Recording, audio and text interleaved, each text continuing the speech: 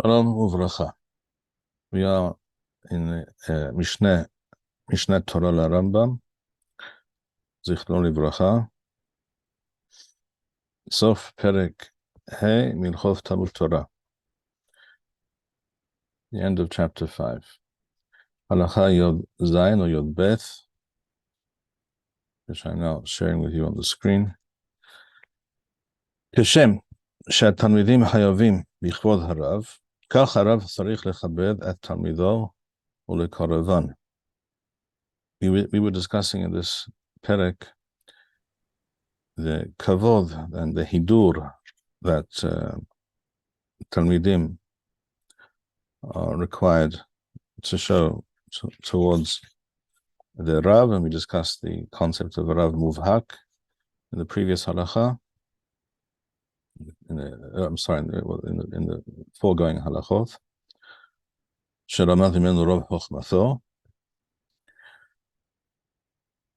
But this is also true in the opposite, or of the opposite. But this is true also in the other direction. It's a two-way street, but not to be understood as a two-way street in the sense that as traffic is permitted to drive on this street in one direction, so it is in the other direction. It's not the same thing. What the Rambam discusses here is Sarich lechabed et talmidah ulekorevan, Rambam says. And that word, lekorevan, indicates that we're not talking about kavod in the same sense that we discussed previously, but we're discussing here fostering a positive, warm relationship with the talmidim, as opposed to a cool and aloof relationship. כך אמרו חכמים, יהי כבוד תלמידך חביב עליך כשל חברך. Being a quote from the Mishneh, we should probably say יהי כבוד תלמידך חביב עליך כשל חברך. In other words, just as, and again, this indicates that we're talking about hiba and not so much kavod or hidur, because towards one's friend or colleague, one is not hayav b'chavod in the technical sense that we discussed earlier in this perek, but one is required to relate positively towards one's friend, one's colleague, one's neighbor. And the statement in the Mishnah is that you should accord the same type of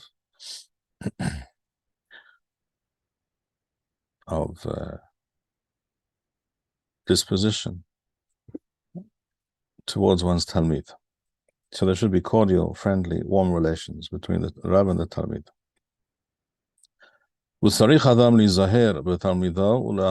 Again, you see the Rambam is talking about lekarev, ahava.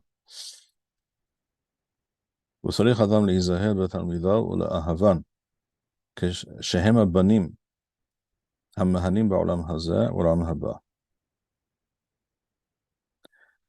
Rambam mentioned at the beginning of Hilchot Talmud Torah, Perek Aleph,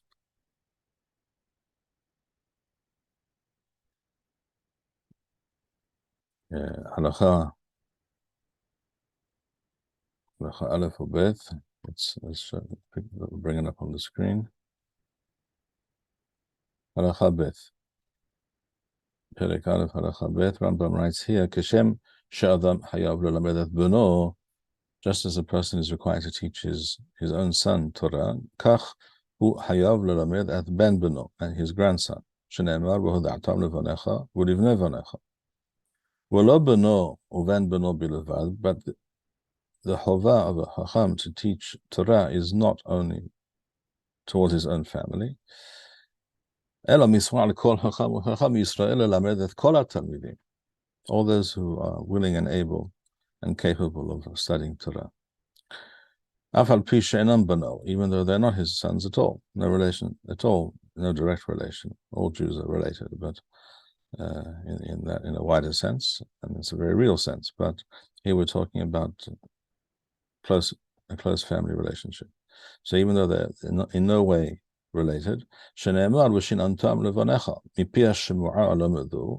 Chachamim explained this pasuk, Banecha elu talmidecha.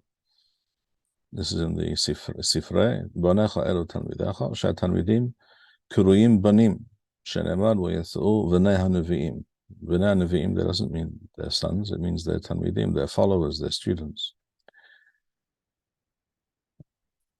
So here Rambam adds, if we return to Perek Hamishi, at the end, and here Rambam adds, Tzarich adam lizeher b'talmidav ulaha'aban, shehem abanim ha'mehanim ba'olam hazeh v'la'olam haba.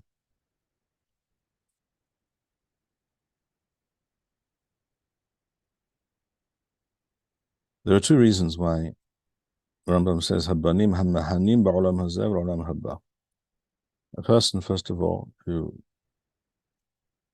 is able to impart Torah emet, true Torah, as opposed to what you may ask, as opposed to fake Torah. Just as there is Donald J. Trump taught us, there's something called fake news, which there is.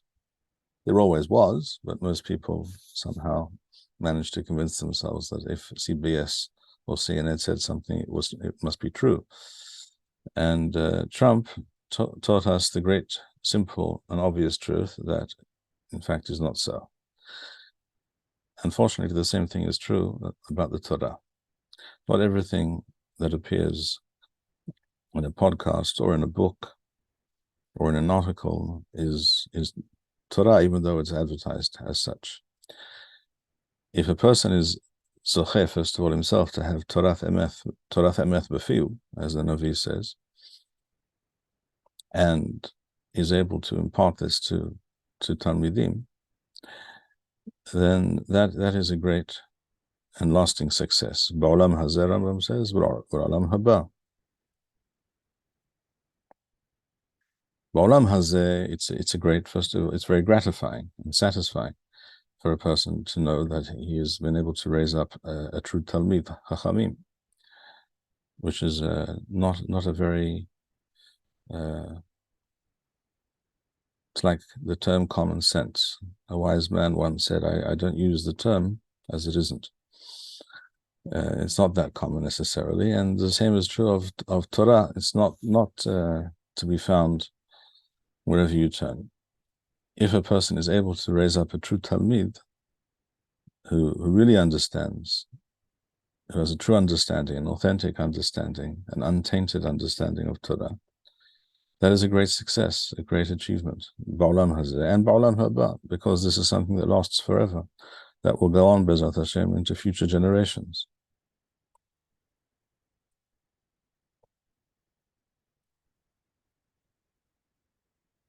And which is not necessarily the case with one's own children. One that does not know for certain how one's children will turn out. Even the greatest of people, we find, do not necessarily have children of whom they could be proud. This was even true of Moshe Rabbeinu. According to one understanding, it was his descendant who was involved in Sefer Shofatim with the Pesel Micha, and without going into all the details now, we see that the sons of Shemuel HaNavi were not in no way followed in their father's footsteps. This was true of Eli Kohen, not to mention many people much closer to our time. There are many famous cases, unfortunately. Rabbeinu Gershom or Agola, had a son who was a Meshumad, who became a Christian.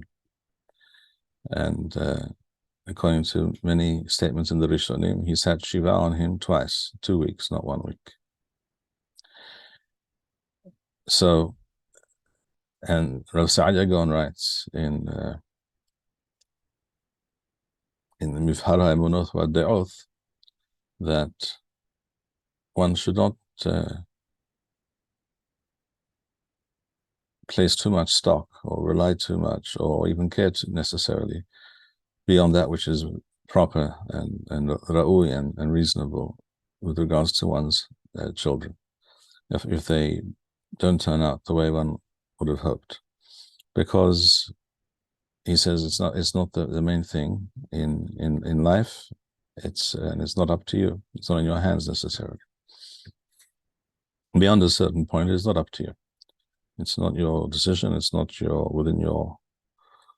not under your control.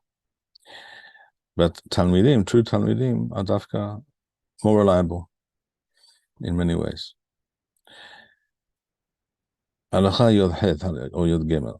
התלמידים מוסיפים חוכמת הרב ומרחיבים ליבו. How so?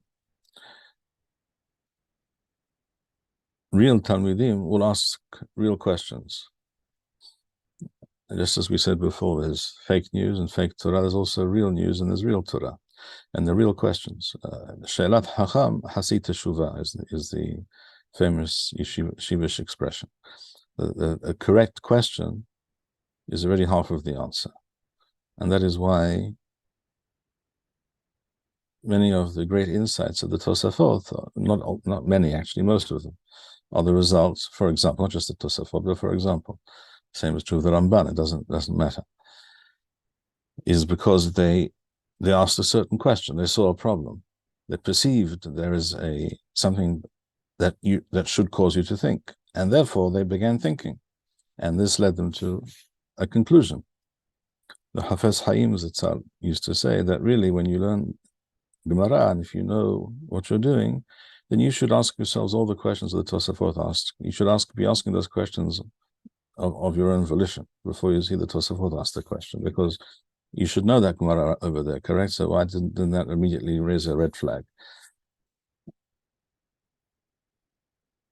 So Talmidim Mosifim Chochmat Harav, they ask the right questions, and they don't always allow the Rav to get away with a simplistic answer. Amru Hachamim Harbe Chochma Lamati Mechaverai Yater Mirabuthai Umitalmidai Yater Mikulam.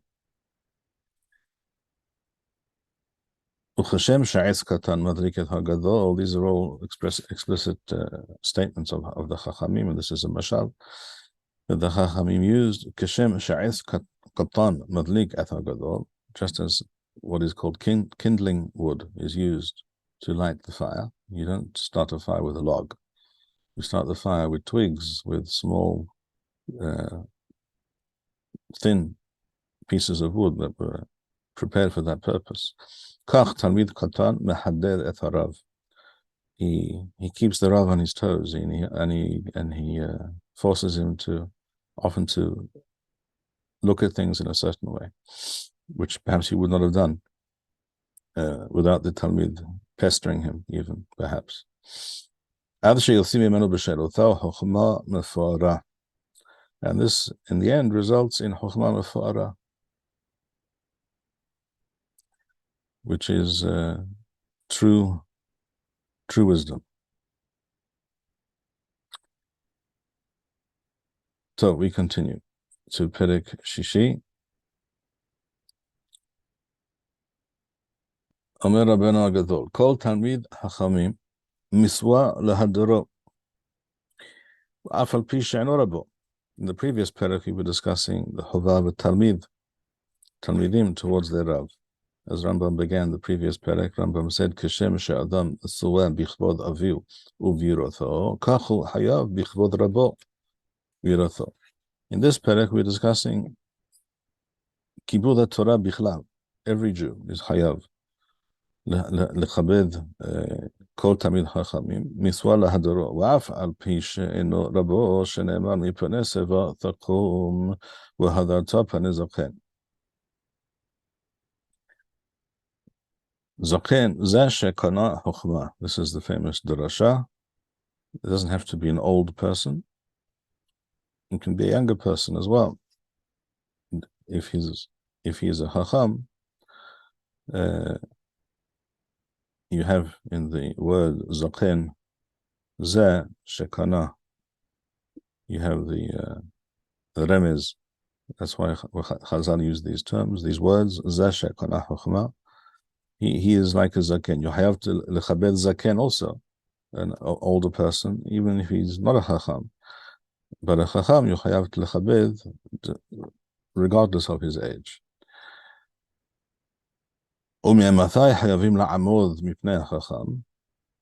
does one have to stand in his presence? When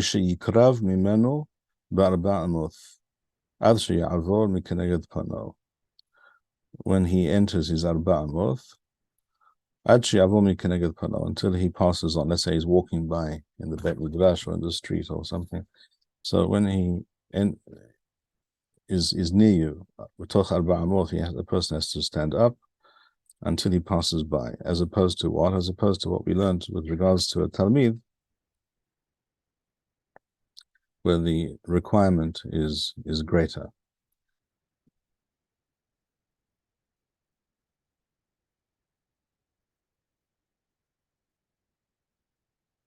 In the previous perek, we saw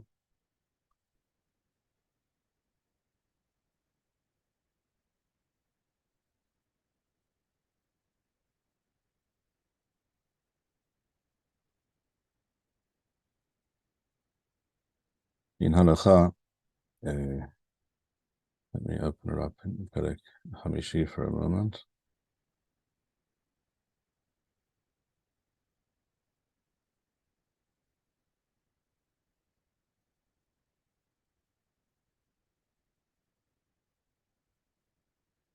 Halacha Yod Aleph in Perek He or Zayin, depending on the edition. Rambam wrote here, "V'hayav la'amod mipnei rabo, mi sheyir'enu merahok melo eino." As soon as he comes into your field of vision, ad sheyitkasem mimenu v'lo yir'eh komatho, until he disappears from one's view, essentially. So there the v'harkach yeshev. So there the requirement with regards to Talmid klapei rabo is greater. But here every Jew is required lahader, to show respect. Rambam says further, continues. Halacha beth, en omedim mipano, lo bebeth hamerhas, v'lo bebeth hakisei. But this is to be done only in a place that itself is mechubad, not the opposite of a place that is mechubad. In other words, a place that is, by definition, is not a makom shel kavod, then it's not a place to show kavod. V'day lo la Torah. So Rambam says, "En omedim mipano, lo bebeth hamerhas." So not if you meet a chacham in the Beth HaMerchatz, in the bathhouse, lo bebeth hakisei. These are not places where it's shayach to talk about kavod. Shene'emar takum v'hadarta kima sheyesh ba hidur.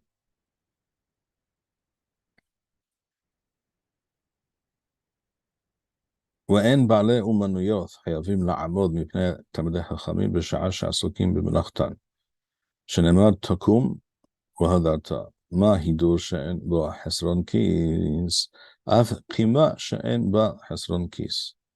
So let's say two Talmidei Chachamim are walking through the shuk, and you have Ba'alei Umaniyot. Let's say you have a blacksmith or a carpenter or what have you working in their store, and they're sitting down doing dealing with their work, with what they must do. They're not required to stand up in the middle of their work, because this involves Hesron Kis, this would involve a financial loss. So that they are not required to do. If there were many Talmidei Chachamim walking by the whole time, they would constantly be disturbed in their work, and that is not required.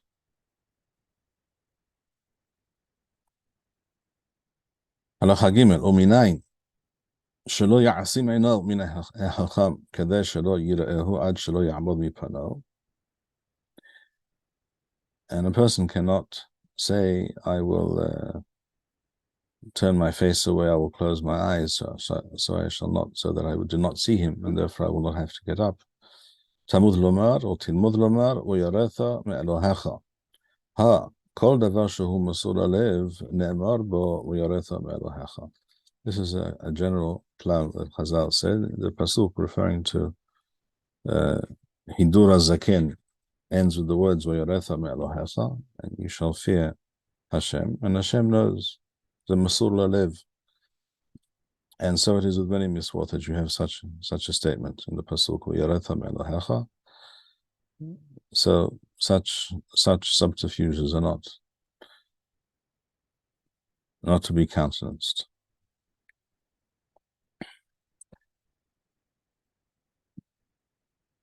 ד' או ג' אין ראוי לחכם שיטריח על העם ויכוון עצמו להן כדי שיעמדו מפניו.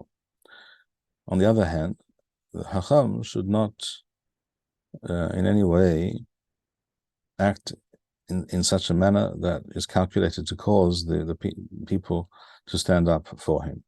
אלא ילך בדרך קצרה ומתכוון שלא יראה אותו אחד כדי שלא יטריחו לעמוד. He, as far as he's concerned, he has to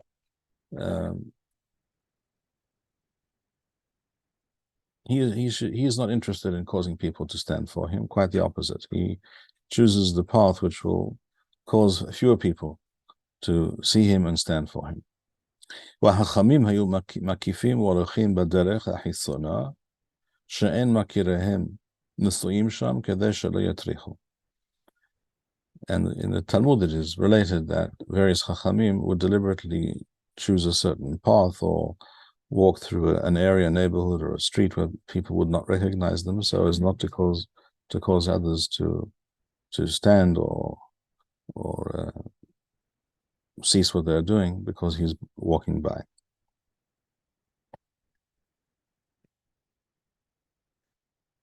רוכב, אומר הרמב"ם, הרי הוא כמהלך.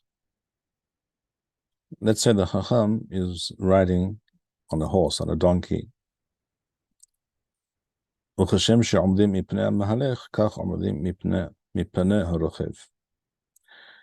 The same applies here. The fact that he is not walking and sitting, he's sitting down, he's sitting on a beast, makes no difference.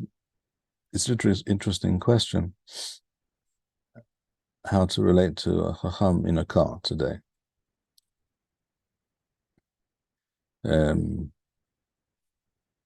Usually a person will not be quite so close to a car that's driving on the street. Will be within 4 amot, which is approximately 2 meters. But if that were the case, I think you would have to stand in the same way as is mentioned here with regards to rechiva, with riding. If there were 3 people walking by, a Rav and 2 of his Talmidim, Harav ba'insa gadol miyamino v'qatan misamolo. That is the etiquette. That is the way it should be done. Because he was in the middle is seen to be by others the more important, and therefore the Talmidim should arrange themselves accordingly. And it's also important that the Talmidim themselves be ba'alei anawa and know that if another person is greater than themselves in Torah, as hu gadol mimeni, so he should be on the right of the Chacham, and there should not be any debate about such things.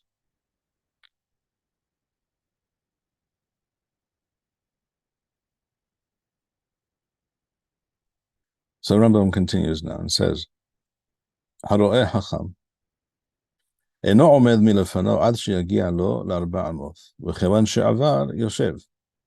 So now, here in this halacha, the Rambam is discussing various levels of chacham. So this is what we just said now. There's a repetition in some ways, or a recapitulation of what we just said in halacha aleph, where we said me'matay hayavim la'amod mipnei chacham misha yikrav mimenu be'arba'amot, which of course is an Arabic construction. Misha yikrav mimenu be'arba'amot cannot possibly be countenanced really in Hebrew. In Hebrew, we would say, in pure Hebrew, we would say, Misha Yikrav Lethoch Arba'a Muthal, or something like that. But that is the Arabic grammar. As Rambam says in other places, Karov Mimeno, which means Karov Le, right? So Rambam says here, as we said, that is with regards to a regular chacham. We also note that in this halacha, Rambam says, Haro'eh hacham. In halacha aleph, Rambam said, Kol tamid hachamim, miswa lahadaro.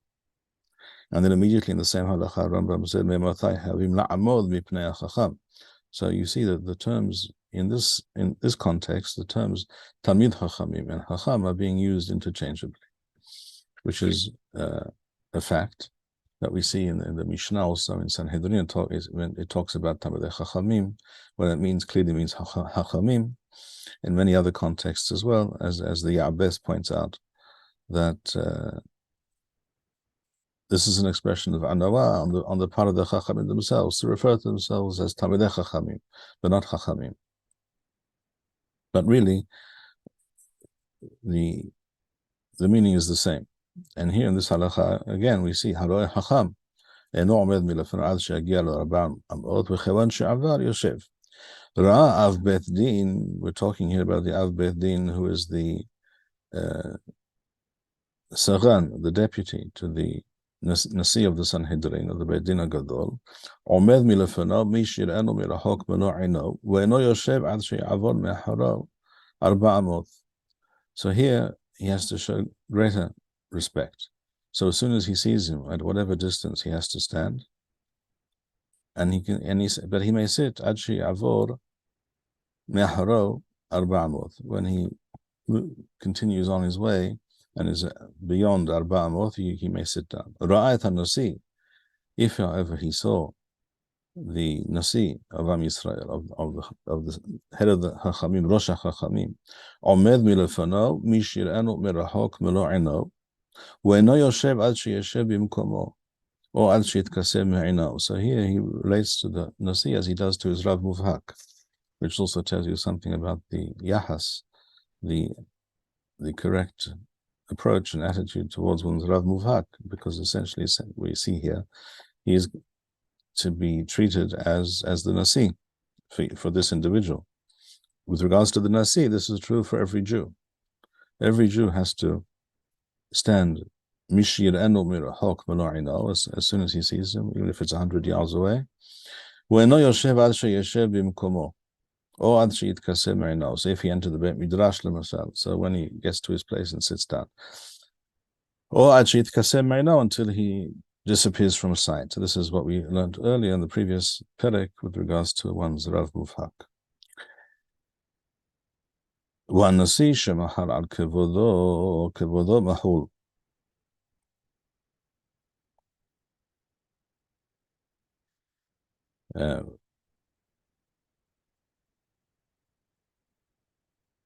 This is true that a Nasi, even the Nasi, the head of the Chachamim, the head of the Sanhedrin, may be Mohel al Kivodo, so he may tell people, Lemashal, he might think to tell people something to the effect that you don't have to stand up as soon as you see me, you can wait till I'm closer or something like that.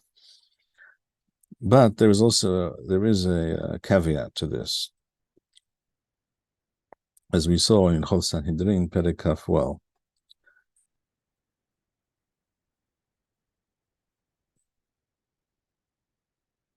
believe we mentioned this in a previous shiur.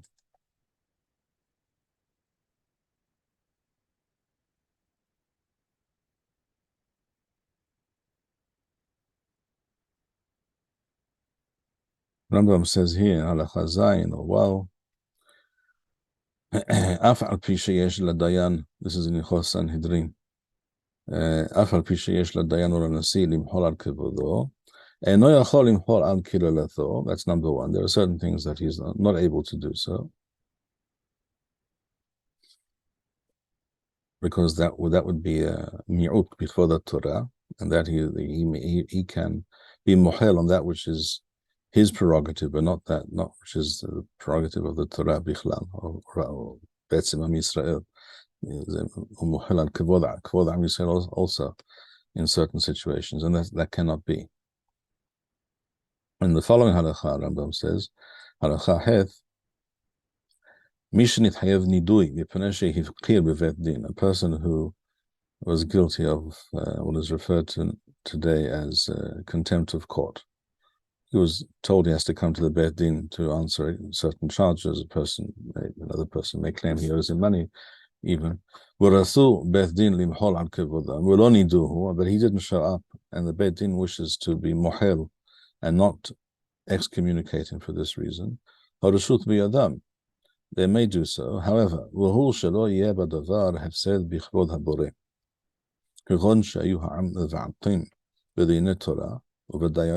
if there's a general zilzul, general lack of respect for the Torah and the representatives of the Torah, then they're not allowed to do so. In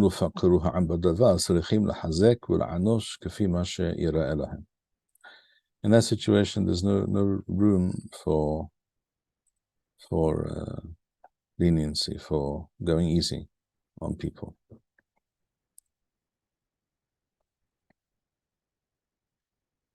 And the same should apply here. That the Nasi can be mohel al kivodo, but one has to consider whether this might result in may have some deleterious effect on Kvod Torah.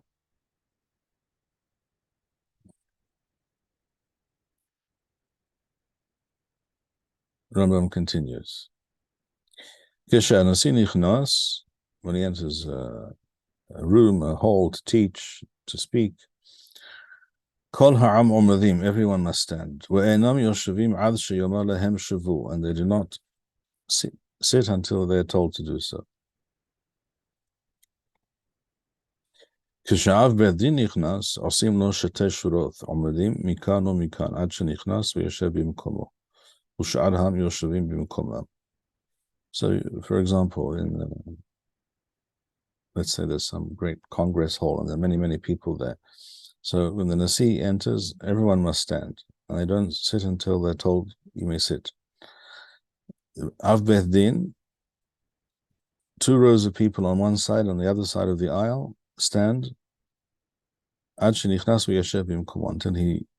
let's say, reaches the stage where he sits, etc. The others do not have to stand.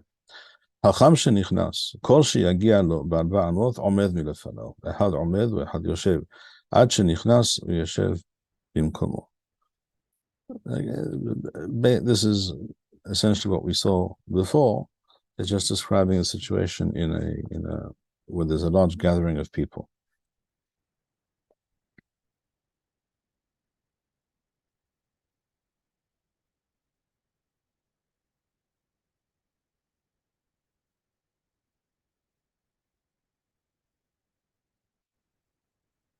All right, Rambam continues. Halacha Zayin or Beth. Bnei Chachamim, the sons of Chachamim, were Talmidei Chachamim.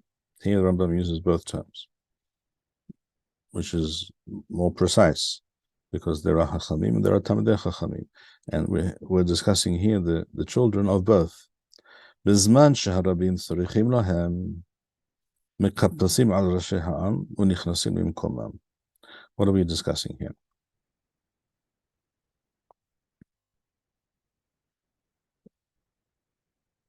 one of the central events of the week in a normal Jewish community was the drasha on Shabbat of the Chacham.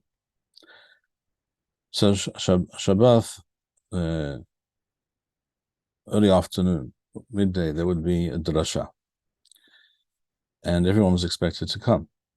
There are several halachot which relate to not allowing a person to do certain things during Sha'at HaDarasha. Everyone should come for this Darasha. And it would take place, let's say, in a large hall, and there are many people there.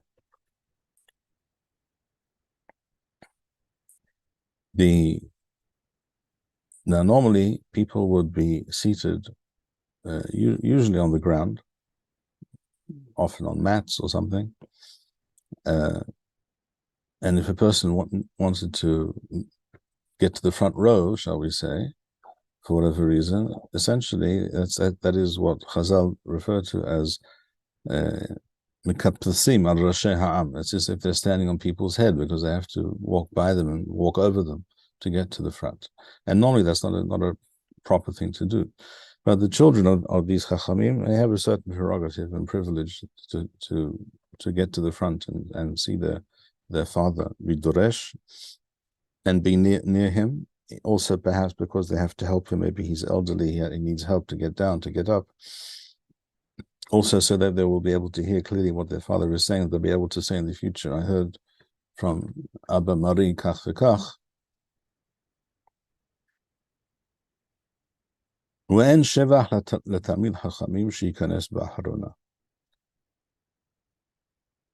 The Tamid Chachamim should always make an effort to be first, not last.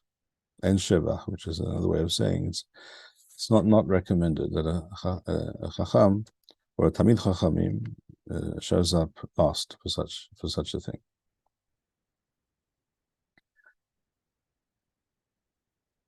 One could also connect this in some way to the halacha that it is asur to run on Shabbat, but to run to the Beit Midrash, Dvar Miswa, or even more precisely, the Dvar Halacha, is the Lashon of the Memorah of Chazal. It's a miswa to run. So just as it's a miswa to run, you see, to get to the Beit Midrash first is the miswa, and a positive thing, even on Shabbat. And it's not en sheva hatamid chachamim sheikanes ba'harona. Yasal l'sorech chozal imkomo. But if he had to leave and now he has to return, then he's allowed to return to his place. What does that mean, limkomo? In those days, there was a clear hierarchy.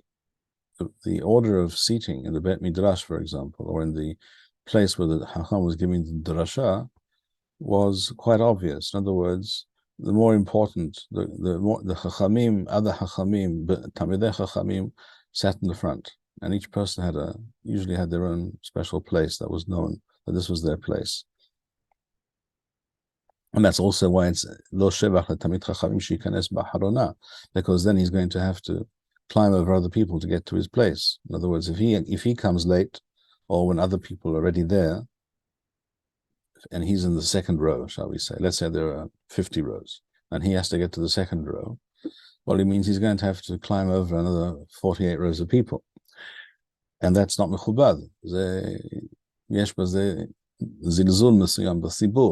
If he can avoid that, he should do so. How can he avoid that? By getting there early. Therefore, you can explain this in two ways, both because of the fact that it may seem that if he's lazy or not particularly motivated to be there on time, but more particularly because of what we're discussing here, this concept of being mekapes al rashi ha'am, of having to climb over other people. But nevertheless, a person sometimes has to go out, has to leave, and if he has, and then he has to return, that's okay. That is, it cannot be done in the other way.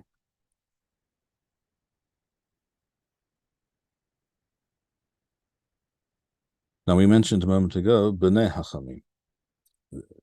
The ideal is, and the aspiration is, that the sons of a Chacham will also be Chachamim, and they have a special place at the front of the Bet Midrash, of the hall of the Bet Knesset, where the father, this person's father or a number of Chachamim are being Doresh, and their children, their sons, are present. Bnei Chachamim, Rambam says the next halacha, Bizman, which is halacha Tayet or Zayin, Bizman sheyesh bahem da'at lishmo'a, hofechim pneihem kelape avihem. If they are of an age and are capable of understanding what is being discussed, they sit facing the Chacham, their father, to hear and see to see him and to hear what he's saying. And bahim da'at lishmo'a, let's say they're still very young, hofechim pneihem kelape ha'am. Then they sit facing the gathered people, the people who came to hear. And then it is obvious that they're sitting there not to hear, but because it's an expression of kavod to the father, to the Chacham, that his sons have that privilege to sit there in the front. And this will also hopefully inculcate in the sons a concept of kavod Torah. Look how great the kavod of the Torah is, that I'm allowed to sit here in the front for that reason, and how proud they should be of their father, etc.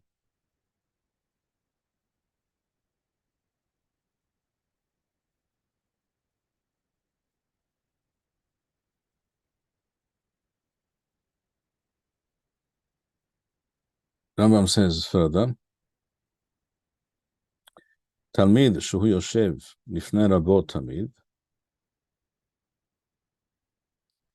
אינו רשאי לעמוד מלפניו, אלא שחרית וערבית בלבד. Talmid who is always seated in front of his Rav, he's there the whole day. He's only allowed to leave the Rav's presence unless he's required to do otherwise. שלא יהיה כבודו מרובה מכבוד שמיים. Twice a day, he has to say Kriyat Shema. He has to be Mekabel Melchut Shammai. So he's required to, at least twice a day, to leave the Rav's presence and say Kriyat Shema, so that it should not be the case that Kavod Rabo Gadol Mi Kavod Shammai.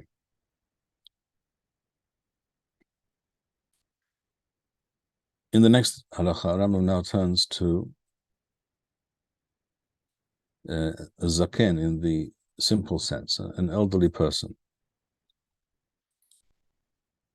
So Rambam says, halacha yod tef, mishehu zaken muflag bezikna, afal pi she'eno chacham, umadim lefanav.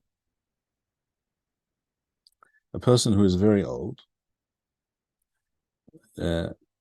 others are required to stand in his presence. Now, what is Hacham Zaken Muflag Bezikna? There are discussions amongst the Rishonim. There are those who say, based on Rashi and others, that this refers to someone who is, shall we say, 90 years old. In other words, Zaken Muflag is not someone who is elderly and is at the age of what is considered average life expectancy, but someone who is significantly beyond that.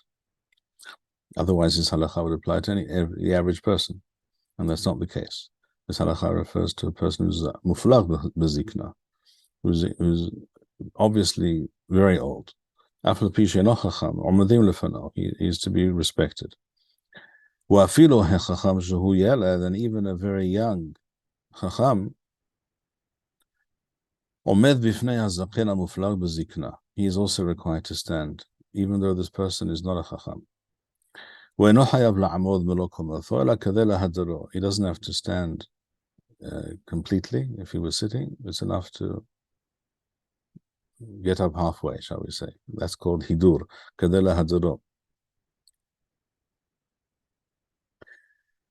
This refers to the Chacham Shehu Yeled, the young Chacham.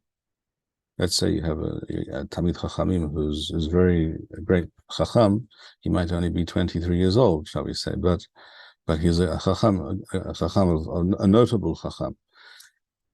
So others may be required to stand in his presence, but when this elderly, very elderly person enters, he's required to stand, at least part way.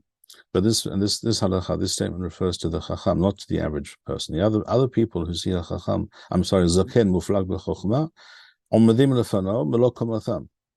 They're required to stand completely, not halfway. Wa'afilu zaken goy mehadarim otho bidvarim. ונותנים לו יד לסמכו, שנאמר מפני שיבה תקום, כל שיבה במשמע. Why is this? Because showing respect to others, by definition, instills a certain anawa, in a person. Even if the person is zaken muflag bezikna, but he's not, even though he's not a chacham, that fact itself, that you show respect to a very elderly person, that instills in you a certain anawa, and that is a positive thing. Therefore, Rambam said, "Mahadarim otho bidvarim." In other words, with words we say things, speak to him respectfully. Nothanim lo yad l'samcho. If he requires our assistance, we assist him. She'emar mipnei seva takum, kol seva b'mashma. Such a person has, perhaps, because of his life experience, has a certain wisdom. And hacham keva'al nisayon, wisdom, experience usually is supposed to lead to wisdom. And it is very important on a societal level that people are aware of this hierarchy in society. It's when a society becomes bereft of such an awareness that society falls apart, as we see today. In fact, quite the opposite. Today, in many societies, young people are convinced that they know everything. They have discovered everything. Nothing was known or clear to anybody before them, but they now have seen the light, and they know what is right, progressive, leads to wonderful outcomes, even though we all see that the opposite is the case. There is a tremendous amount of hubris in such an approach, which does not lead to positive outcomes. And being mahader, zaken muflag bezikna, even though he's not a chacham, is one way of reminding people that they should be humble. They should not imagine that they know everything, and that perhaps the people who came before them also knew something, and maybe there's a reason why things are the way they are. There is a concept in the Western world called Chesterton's fence, which basically means as follows.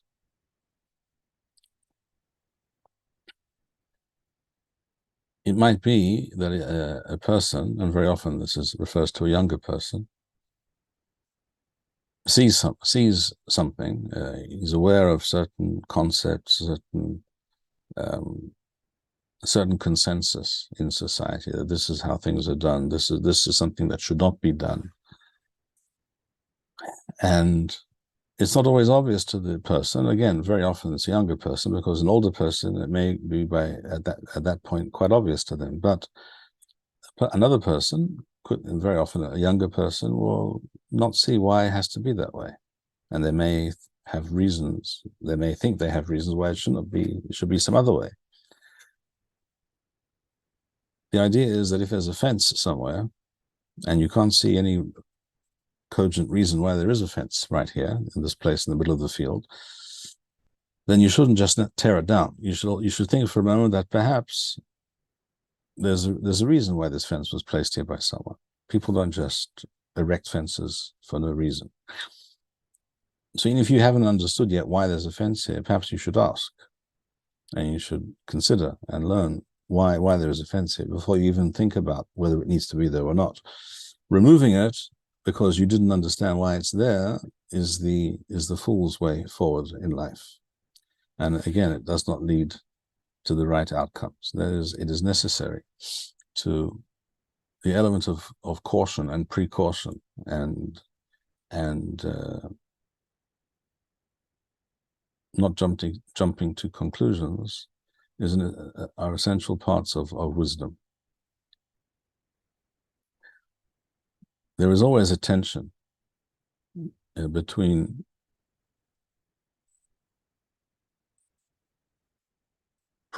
progressiveness or the desire to change or improve, and conservatism, which is the desire to conserve, to maintain that which is the order, the system, the establishment as it is.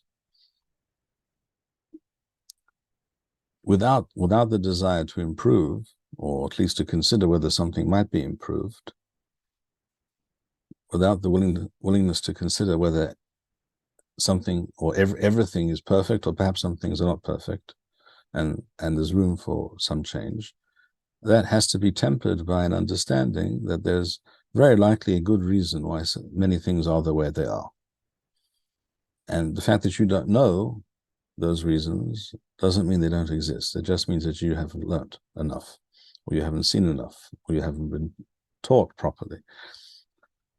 And there is a tension there, therefore, between, and this is the tension, of course, in modern day philosophy and politics, between people, at least once upon a time, were called liberals, and people who are called conservatives.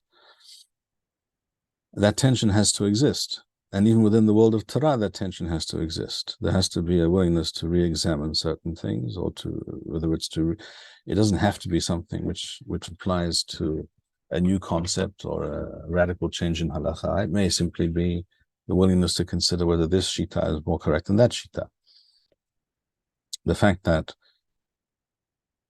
everyone around you is following a certain shita doesn't necessarily mean that it's the most correct shita. There might be other reasons why that is the shita that people are following. In the shiur the shiur last night, for example, those who heard it, we saw there the clear example of the shita of Rabban Gamliel was the accepted position and practice for a long time, and probably was not his own shita that he invented. But there were others who disagreed, and with the changing of the guard, there were other chachamim who said, we think a change needs to be made. Change is possible, but it has to be done mitoch shikul da'ath, great shikul da'ath, much deliberation and consideration. So don't always tear down the fence before you know why it was placed there in the first place. We shall stop here for today. Rav? Yes. Do you think part of the reason why there's so much of this tearing down of fences nowadays is because of how quickly the world has developed on a material level? So, for example, my great-great-grandfather lived basically the same exact life as his father, whereas my childhood was wildly different from my parents' childhood, even just with regard to the technology that we have and the experiences that we had. No doubt that is part of the phenomenon. That's one aspect and also one cause of the phenomenon, and there are other reasons as well. Another major cause is what we were discussing a moment ago: the lack of humility, lack of respect towards tradition, which which is encouraged even. At some point, this was encouraged. This is essentially the aim of the early postmodernists in the 30s of the last century, the Mignonneau. And they were quite open about their intention. Their intention was to deconstruct society completely. They did not hide this agenda. And how do you deconstruct a society? By saying that we have a better idea. We don't care how things were and why they are as they are. We are going to do things differently. Why? Lama kacha, because we want to, and we don't, and we're convinced that we know better than everybody else. So this is, first of all, such an attitude can only be based on a certain haughtiness and hubris.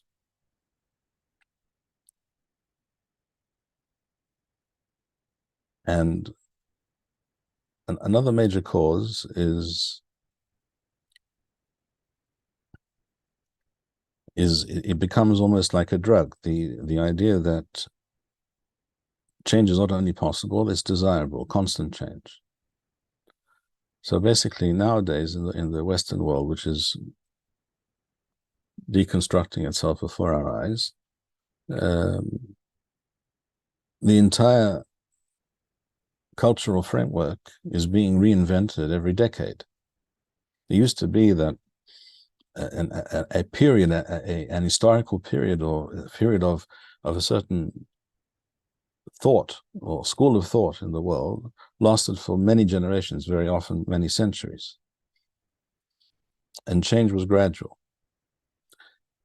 But now, many people think that you can reconstruct and remake society completely from the ground up every few years.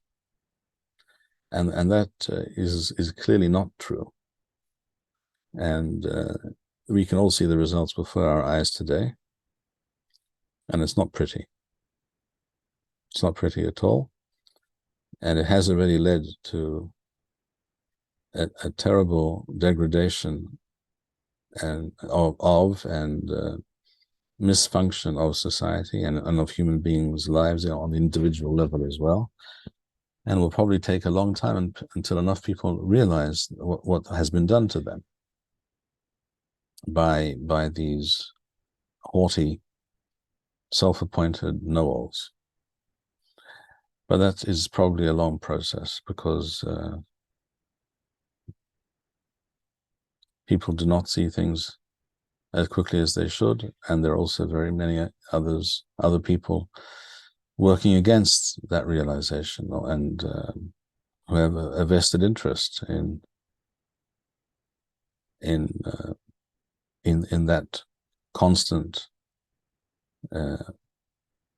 inexorable change. And one of the reasons that has to be mentioned, one of the reasons for this desire for constant change is really it's a power play. If there's a certain system in place and a certain hierarchy, if you want to move ahead and you wish to get to a position of influence, shall we say, then you have to work your way through the system, which requires you to be patient, to be diligent, to be patient, to be respectful to those who maybe know a lot more than you, have more experience, to learn from them slowly over time and not jump the gun. And it will take quite some time, perhaps, for you to get ahead in that system. If you change the entire system, you turn the system on its head, then you can, the most lowly or uneducated or even downright stupid can become top dog overnight. And this is basically what happened when this began to happen in a pronounced and obvious fashion in the 60s of the previous century, when students who were just out of high school and just began taking a few courses in this philosophy or that mode of thought, whatever may be fashionable. And they were being taught by postmodernists. No one understood it at the time. Most people didn't understand at the time, but that's what was going on. And there you have it. So these youngsters, 20-year-olds, they figured everything out. They know how the world how it should be run, and everything is obviously wrong, and they obviously should be setting the tone. We saw this. There was a student rebellion in France in the 60s, and similar things took place across the Western world. And again, you would have to be completely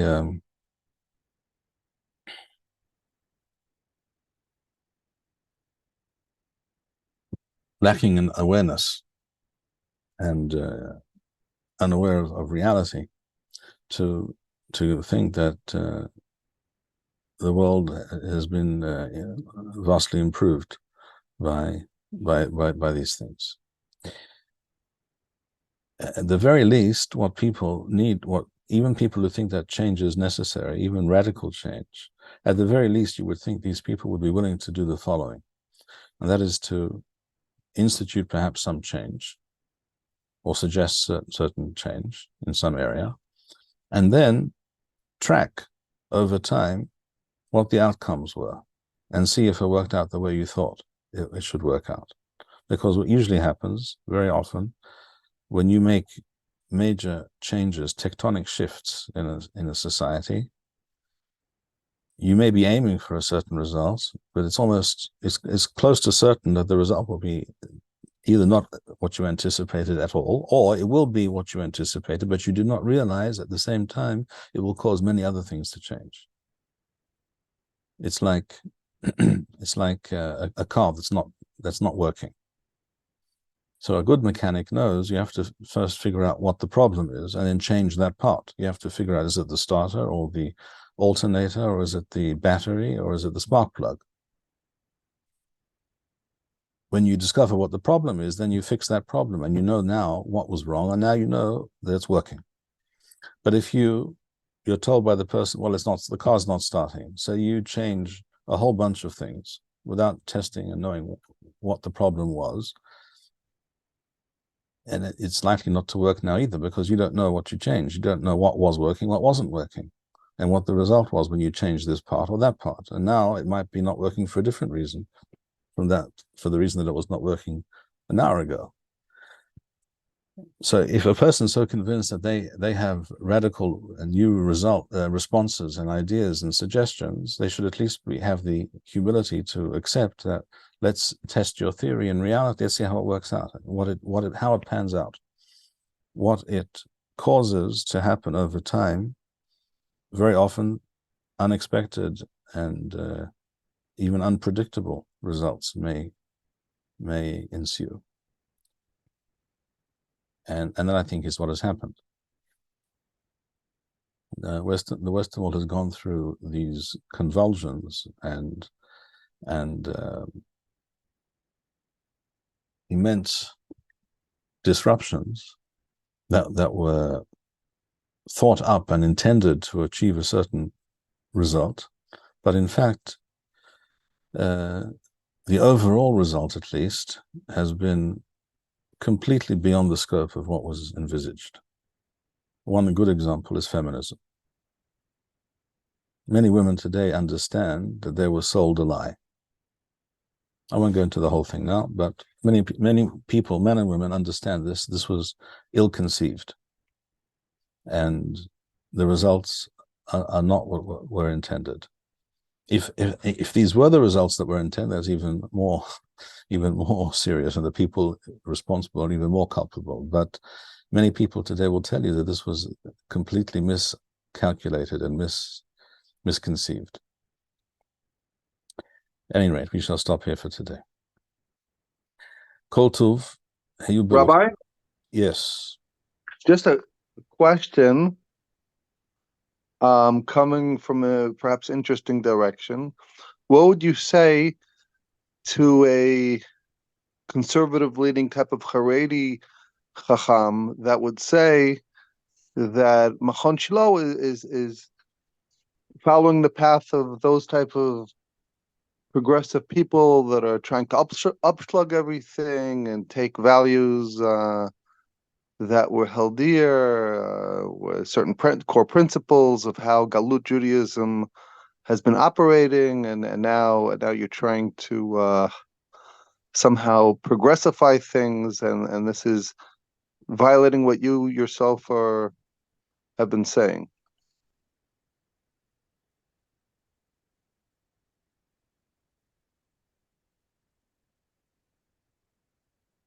If I am to speak about myself for a moment, then I think the fact that on the one hand I am sometimes criticized for being too revolutionary and too progressive, as it were, too much pushing for change to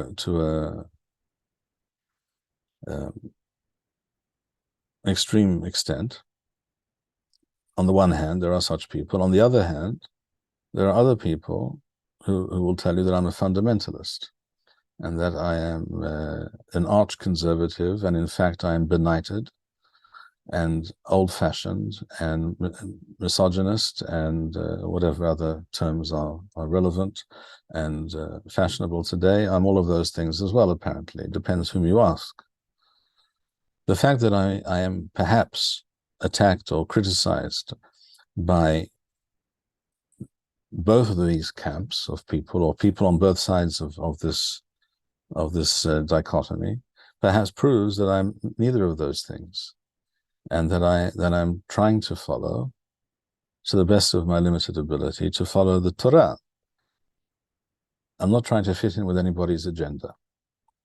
Not a Haredi agenda, not a Dati Leumi, religious Zionist agenda, not a modern Orthodox agenda, not a Rambamist agenda. I do not suggest that we all walk around in turbans, although I don't have any problem with any problem at all with turbans. But I don't think that's what's missing in our lives. We simply have to be Torah true and authentic Jews. That's all. That I believe is what we should be trying to do. And therefore, on some issues, one can, if one examines my positions objectively, one sees that they may be considered extremely Haredi on this issue, and on another issue it might be considered very, very